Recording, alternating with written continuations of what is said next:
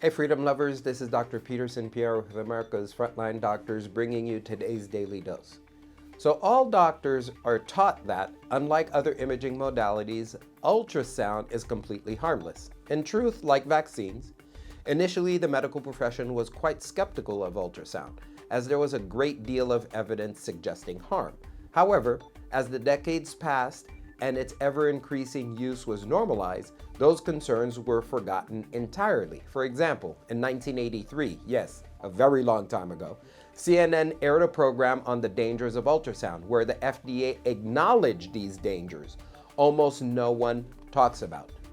Almost all of the ultrasound research showed its toxicity was dose-dependent. By the late 70s, leading ultrasound researchers were explicitly warning against giving ultrasound to fetuses. Much of this was based on the recognition that ultrasound could heat tissues, especially those close to dense bones like the brain, to levels known to be harmful to fetuses. Unfortunately, as the technology evolved, higher doses were needed to get the higher quality images customers wanted. So in 1992, the FDA made the controversial decision, that was the first of many, to raise the permitted ultrasound limits massively. This limit, however, vastly exceeded the standard accepted ultrasound dose, which had already been demonstrated to damage tissues.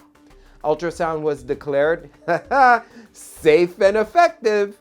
The existing research was forgotten, funding for future safety research was blocked, medical guidelines gradually eliminated their cautions on ultrasound, and ultrasound operators lost almost any awareness they needed to be concerned about fetal safety.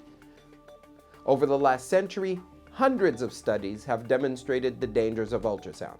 Collectively, they all show dose-dependent biological damage occurs at levels that were frequently less than 1% of the FDA's current limit. Ultrasound significantly reduced fetal growth, impaired neuronal migration, and in children increased dyslexia, schizophrenia, and delayed speech, to name a few. In cell studies, ultrasound has been repeatedly observed to cause genetic damage similar to that induced by X-rays, creating damaging free radicals and initiating cell death.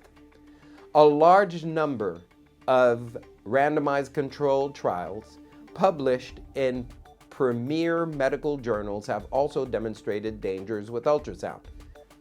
In 1990, a randomized controlled trial gave 4,691 women ultrasound. They experienced 20 miscarriages and 11 elective abortions due to diagnosed birth defects, whereas 0 of either occurred in the control group. In 92, another study gave regular Doppler examinations, which is a stronger form of ultrasound, to over 1,200 women. Compared to controls, the perinatal death rate increased 2.4 times, the total pregnancy loss by 1.67 times, the emergency C-section rate by 17%, and the need for resuscitations at birth by 6%. Numerous studies show ultrasound provides minimal overall benefit, especially if used early in pregnancy when the fetus is most vulnerable to its damaging effect. In 2010, a Cochrane review, which is the gold standard for evaluating medical evidence, of 11 trials comprising over 37,000 women, found early pregnancy ultrasound provided minimal benefit, no improvement in birth outcomes or perinatal mortality.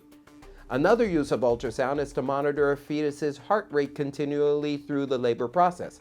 Unfortunately, there's no evidence this practice improves neonatal outcomes. Rather, it just increases the rate of C-sections. In 1970, when it began, 5.5% of deliveries were C-sections, while in 2023, a whopping 32.3% of them were. I guess that's a good way to increase C-sections. Ladies and gentlemen, only the truth will set you free. Stay tuned for the next Daily Dose.